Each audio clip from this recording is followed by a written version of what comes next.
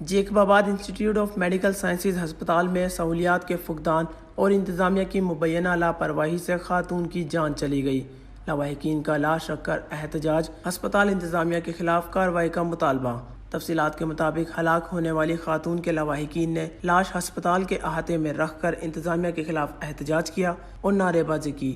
مظاہرین کا کہنا تھا کہ 2 روز قبل راحیلہ خاتون کو پیٹ کی صفائی کے لیے جیمز ہسپتال لائے تھے، جہاں موجود عملے نے علاج کرنے کے لیے مہنگی ادویات لکھ کر دی، جو ہسپتال میں دینے کے بجائے نجی میڈیکل اسٹور سے طلب کرنی پڑی۔ دوران علاج مسلسل خاتون کی تکلیف میں اضافہ ہوتا گیا۔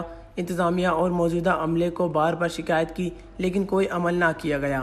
مظاہرین نے الزام عائد کرتے ہوئے کہا کہ وارڈ میں موجود عملے نے نشے کا ہیوی ڈوز دیا، جس سے خاتون کی اچانک حالت بگڑنے سے ہلاکت واقع ہوئی۔ انہوں نے انتظامیہ اور خاتون کے علاج پر مامور عملے کے خلاف سخت کارروائی کرنے کا مطالبہ کیا ہے۔